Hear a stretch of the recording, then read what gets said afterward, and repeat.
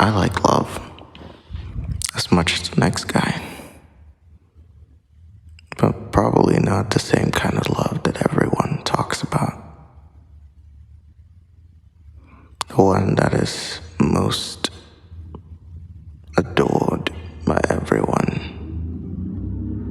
It's the tale about the guy loving the girl so much he'd sacrifice everything he has just to have her.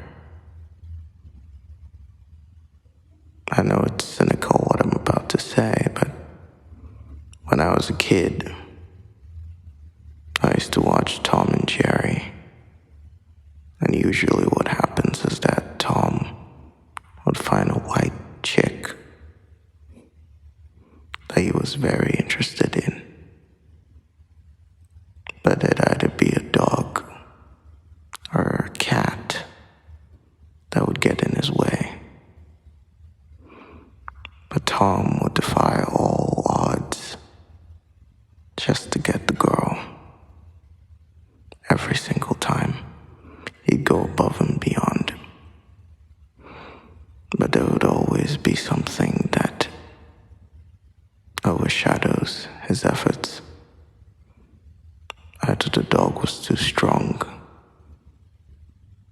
the mouse was too mischievous, or the cat was too rich. And in the end, he'd always lose. And that's what I grew up with. Growing up, I saw so many Disney movies. Each and every one of them had a prince. One who had never met the girl before. But either by dream or by first sight, they would commit to their entire lives to getting a girl they only met once. It's great and everything. Beautiful, as some would say. But I've seen this narrative so many times, and I ask myself, what if the roles were reversed? What if the girl was the one who loved the guy deeply enough to sacrifice it all? Enough to overcome so many difficulties to have them, and to hold them tight and to never let them go. Sure, it sounds like a fantasy, given our current state in the world. But it seems safer than having a guy do all the work. Because to tell you the truth, I am tired. Chasing after the girl seems to be like a narrative that still falls in short supply if you do not have everything. Usually it seems like the girl has a choice, or should I say choices, surrounded by different men each and every single day, each one offering a different option. Money, girth, genuine attention,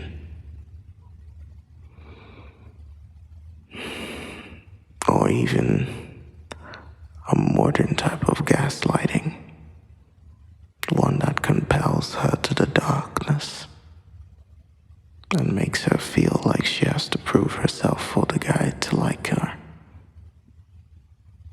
All these underhanded tactics to win the girl over, and the girl falls for it. Genuine love seems to be lost out in the world, that even those who have it can't bear it for too long, because the ones that they love end up breaking them instead. happy ever after. A phrase I heard in Disney movies. A lie that cannot be carried out in real life. Because in real life, even after you get the girl, you're still not safe. Because another man can just walk in and ruin everything that you worked so hard to achieve. Whether it involves ripping out your heart and crushing your soul, it doesn't matter, because your feelings do not reside in this girl. You are just but one man who managed to carry the ball safely to the other side of the court. You won one round. But does it say forever? No, it is not. Some of us pretend that we're secure, that we do not need anyone. But then someone manages to break through the iron wall, all the barricades, steal our hearts. And then we finally decide that we want to chase after just one person, and that very person manages to just ruin our very being, and bring us down to the lowest depths of ourselves, depths that we did not even know existed.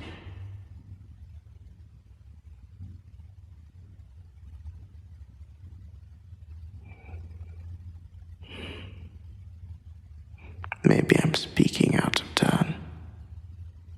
Maybe nobody would want to listen to the prattlings of a young man who has an experienced life.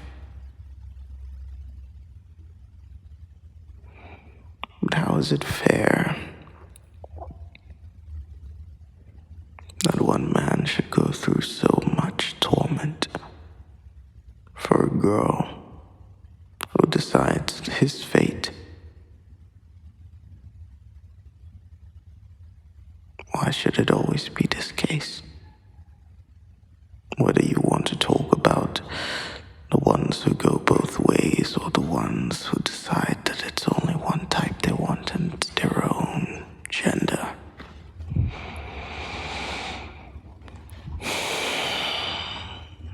Who's to say the struggle is not the same?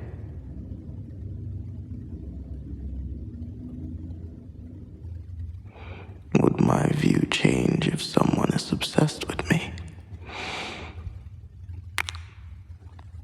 Or will I become the one who is tired of being obsessed over? Because I can tell you,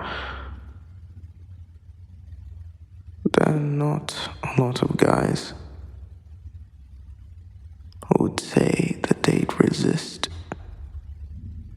a girl obsessed with them. I know in some movies there are those insane girls that chase after guys, but in real life, it's sort of a rare occurrence. You wouldn't find every girl that is obsessed with a guy chasing after them in such a open manner. If a girl is obsessed with a guy, she's more capable of hiding it than being able to hide sand in a desert. Because they do not want to be so obvious. They do not want to come out as desperate. Because that is the thing, isn't it? No one wants to be the desperate one. No one wants to reach out to grab another person's heart without risking losing them.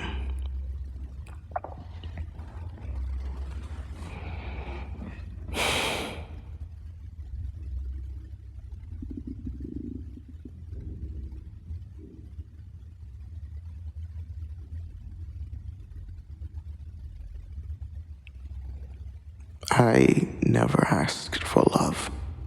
I never wanted love.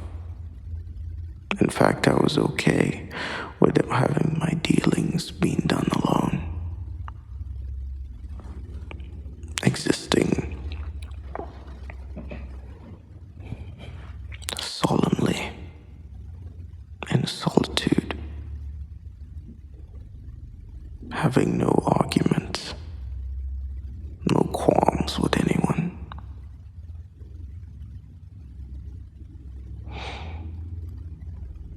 It's interesting because the first girl that managed to break my heart was one that was quite boyish. A tomboy, if you will. Very aggressive.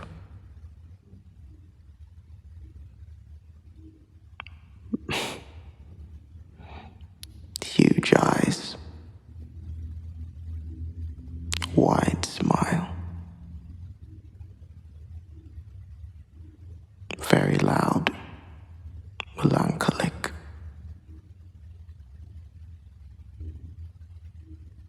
But she was strong. And she knew her self-worth.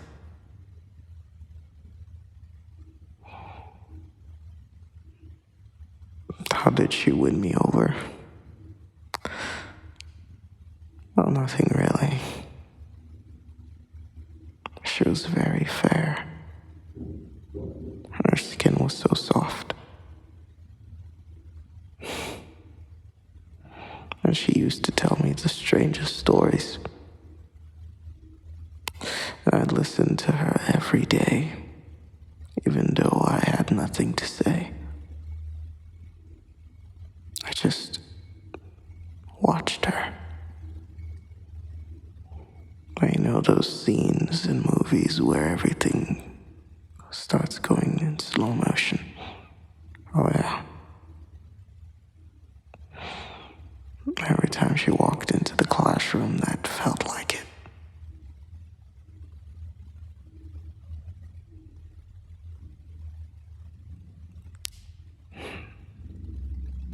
Her socks were not knee-high, but they definitely made her look cuter. I liked her. Very much so.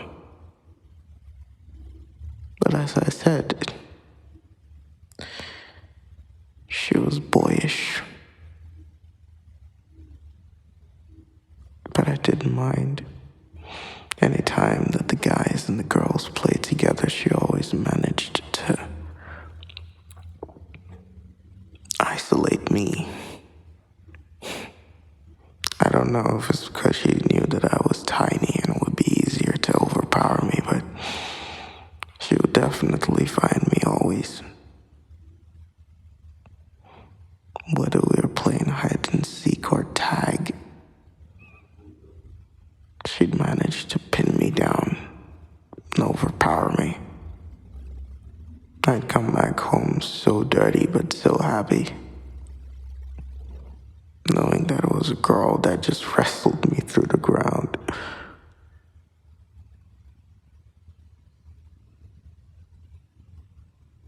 Because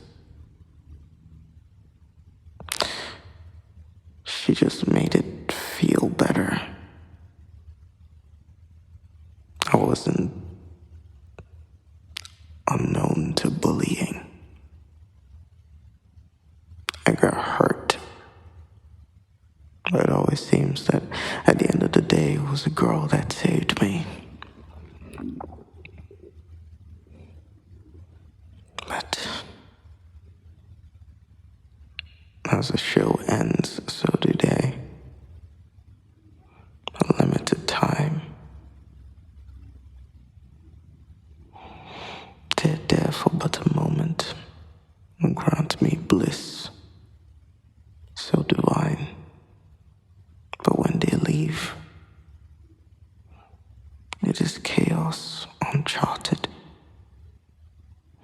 A heart breaks into a million pieces, but always finds its way to come back together. Just a little weaker than before, and more expectant for disappointments that may come along the way. A straitjacket, rather than a heart, I'd say. Keeping me from making those same mistakes I made, but still managed to make new ones that still hurt just as bad. And then I wonder, is it even worth it to learn from mistakes of love, because they're just new ones that would poke deep into your heart and soul?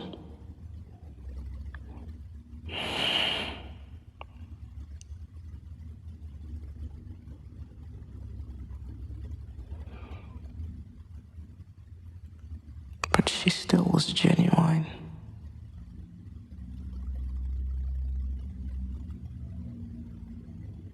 The fact that she was strong enough to pin me to a wall or to the ground, squeeze my wrist, it made me feel like punishment was good. Sounds really BDSM kind of stuff, but I must remind you, I was a 12-year-old kid at the time. So I didn't even know what I liked.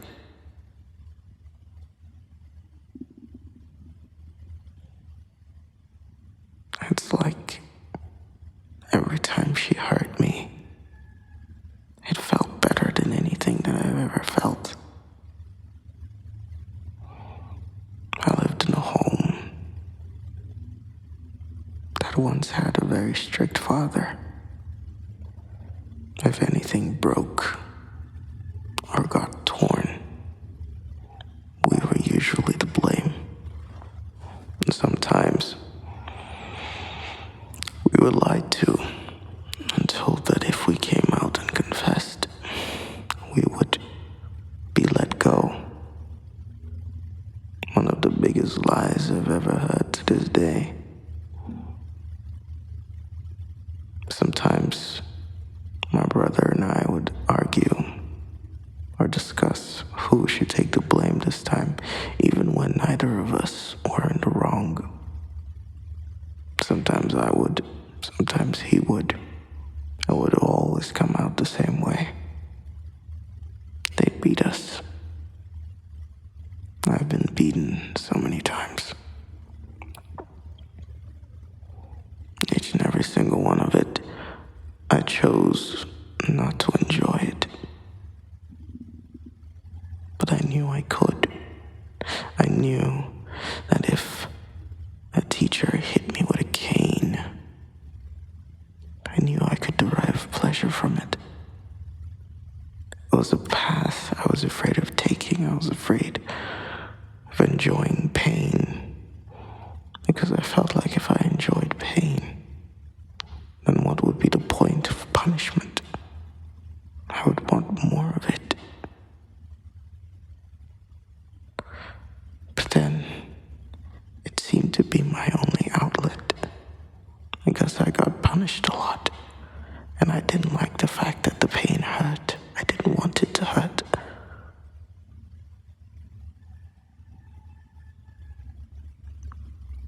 So I recounted all those times that my first crush hurt me, and how it felt so good. And then it changed. Every whip, every slap, every blow, every kick, every piece of pain given to me at any point in time felt ethereal.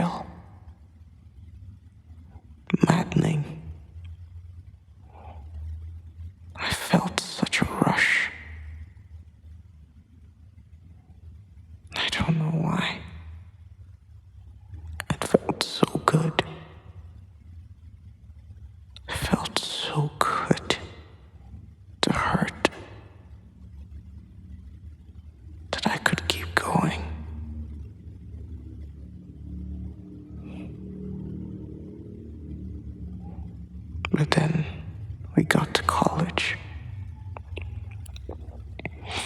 and there was no such punishment.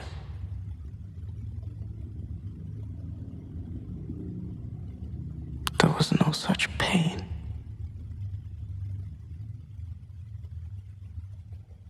There were only professors and lecturers who couldn't give a damn about students. They'd walk into the class, but I'm assuming in their eyes, they saw no one in behind those desks. They only saw robots, automatons. I would walk in and walk out that listened to their lectures but nothing more.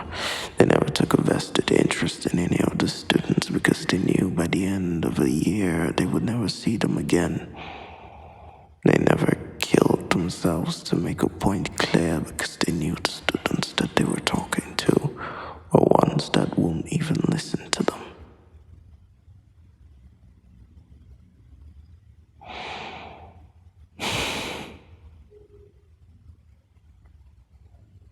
And I was so happy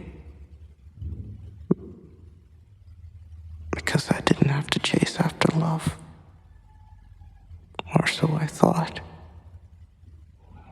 Because another one came into my eye view. Another lady. Cute and petite. But she was not to be loved. Or should I say, her love waned faster than any person on this earth I've ever loved before. It was so quick, and it was because of one argument. She misunderstood my words. Words that should have been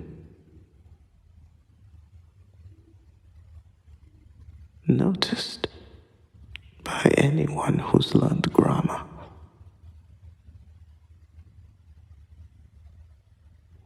However, you know that I have not built a physical body for attacking, and so my skills lie deeply within my tongue. And so to avoid conversations, to create a wall, to launch an attack, each and every single one of those intentions can be carried out with just a few words. But she didn't understand those words.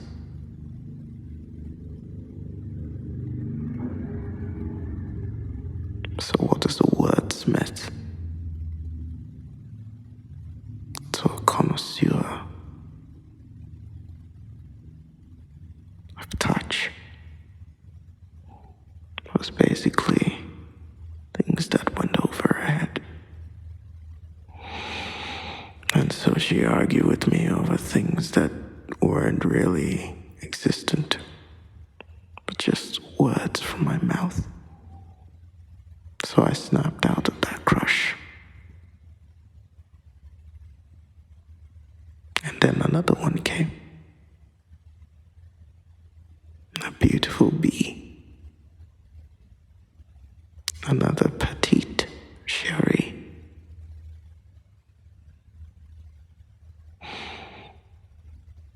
She had a tale of sadness, one void of her own parents, taken care of by her grandparents. A story that made me feel so empathetic for her. One that drew me closer to her because she was honest in how she felt. She was firm. She may have been petite, but she was a giant. And she quite literally conversed with giants. Her friends were mostly male, Though she had dark skin, her heart was fairer than day.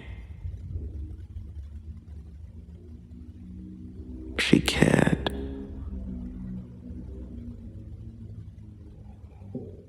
but I was a mystery. I was a silent one. She hated silence. She hated the fact that divulging things was difficult for me. And I wanted to. I really did. But I learned way before college or high school that when you try and tell your true feelings, your true emotions, they're usually met with aggression, with punishment, and with hurt.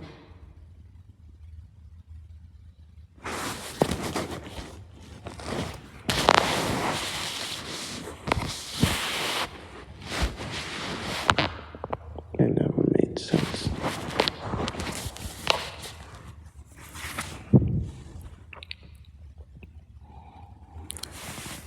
To tell anyone how I felt, because they could just make fun of me.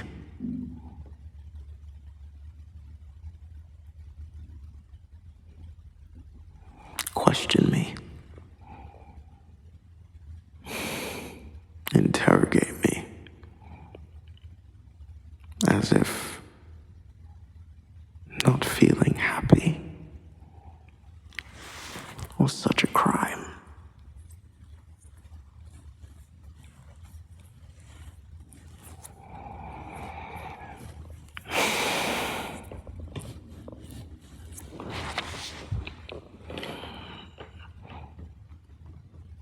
So we drifted apart.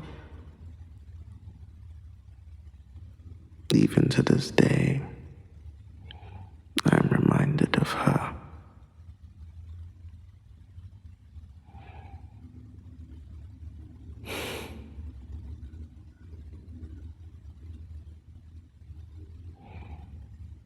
What becomes of her?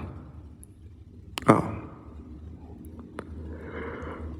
I believe only God has the answer to that. Or to the other guys that chased after her so flippantly.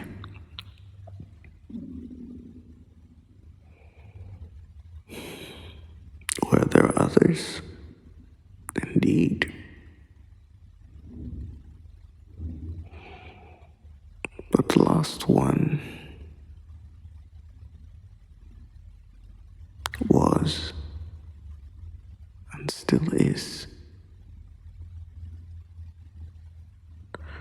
my greatest burden.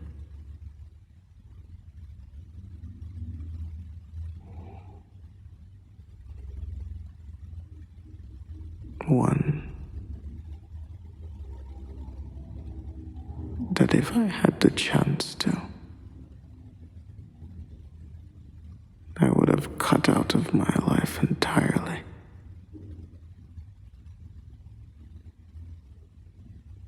For the amount of pain and suffering that she brought.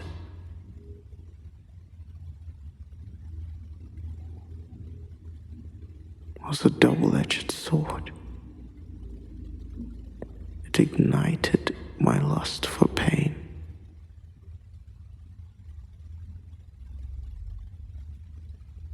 And tore me down.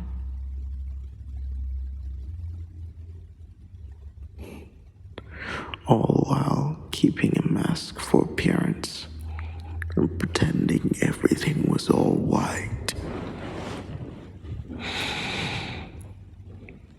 Whilst my own psyche came crushing down. My resilience is a hoax. Everything hurts. And it hurts so bad. have not managed to build up a single wall against them because I knew it would be futile. It would just hurt as much. Because they phased through them and just hit me with so much more accuracy. Because the walls make them identify you as a weakling. One who cannot take a hit.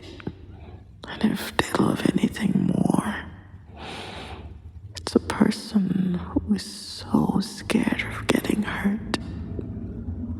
They'd be willing to do it tenfold. To see you crumble in despair. So rather than crush and burn, I decided to put on the mask, pretend everything was alright. For it started with another boy who loved her. I'm not even sure he did anything wrong. Because, to be honest with you, I only heard one side of the story from her lips. A tale of woe. One that involved a guy hurting her feelings, cheating on her, abusing her. Coupled with the fact that she had daddy issues. And her childhood was just mixed with adult men trying to chase after her pants. I could say for sure that there would be no twisted man or twisted woman on this earth that has faced worse.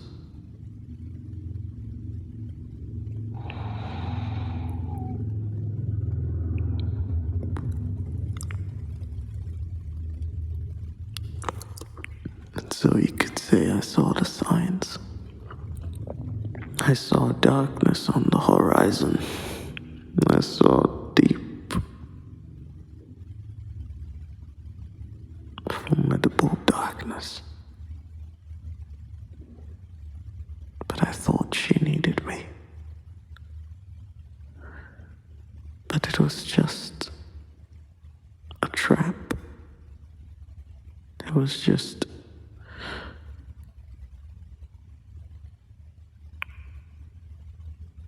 not real. Mind you, I'm telling this story from a very narcissistic point of view. I've cut out the sunshine and rainbows and the times that I enjoyed spending with her. I've cut out those moments of bliss. And so when you hear this grim tale, you might think to yourself he was prisoned in sadness and woe, but it's not it. I have chosen to make the story grim. Why, do you ask?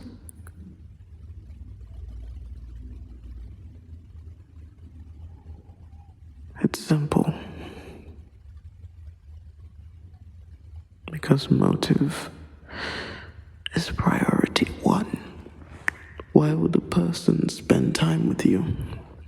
Why would they choose to have you around them, entertain your desires, when they know for sure that there are others willing to take your place? That is the reason why we have this topic today.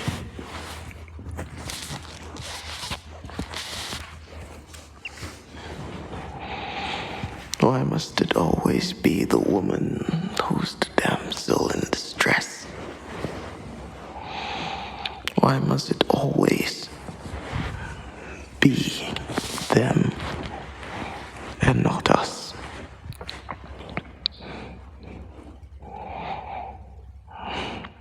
Why? Because society said men can take care of themselves.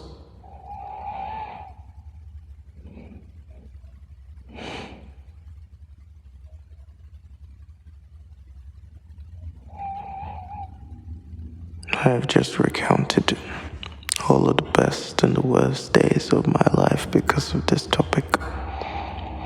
All those moments in time I said to myself it was futile to chase after love, and yet in the next second I found myself staring at a girl unconsciously for hours.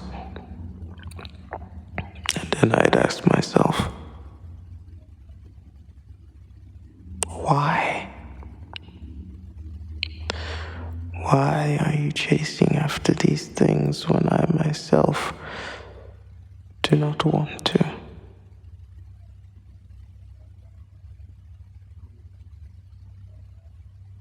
Something that one of the apostles said. Why do I do the things that I hate?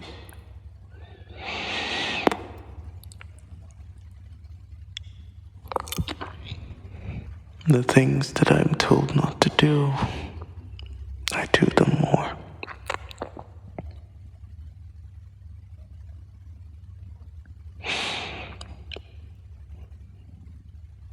And as a person who consistently keeps making decisions that a lot of people make, I see now that I'm not alone in this boat. I'm not the only person who thinks to myself, I need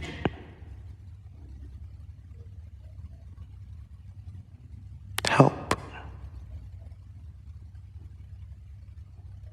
There are so many guys out there who chase after love, but they would never come to admit to themselves that they are chasing after someone that probably has a lot more guys on their hands. A lot of other guys desperate for attention, desperate for love, desperate for attention, and some of them outrank them in terms of good looks, money. But you know what happens? They still intend on keeping you around because they love an audience. They love shoving it into your face that you're not going to get them. They love playing around your dead corpse as they rivet all the guys that are better than you. So why put yourself in such stasis? No, why would you take it from me? A man obsessed with pain.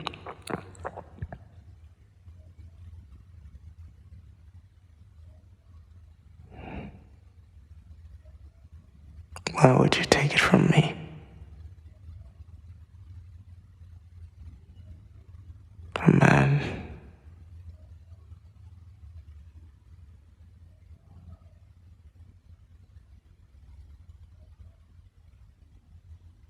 a man, just a man.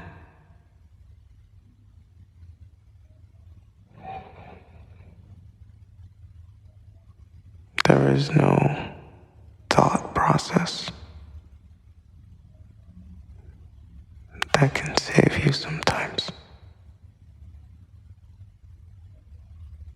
As much as I speak of love in such a profound fate, I've never once been in a relationship before. So yes, these are the words of a virgin.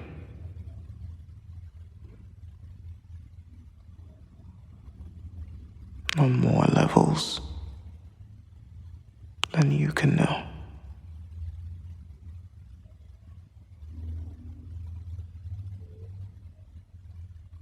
Wonder why I brought it up. Because reality itself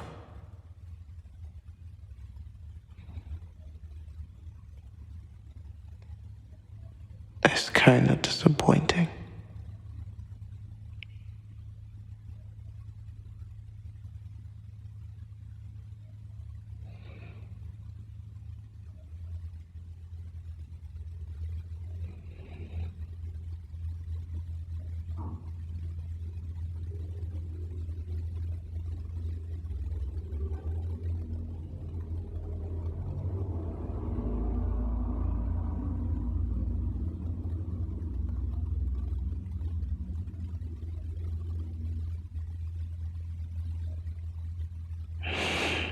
Let it die.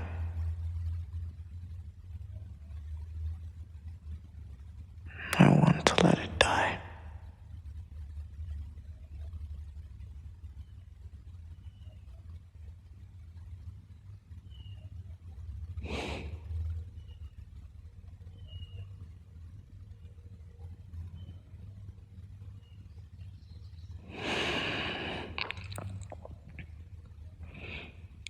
So I'll tell you this.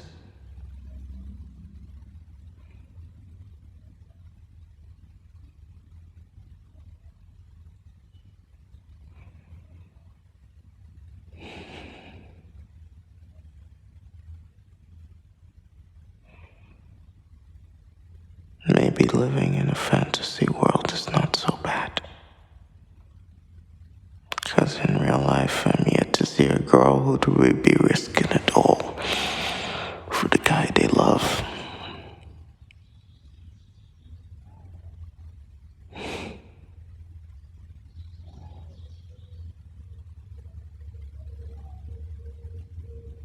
And I'm not saying it's impossible.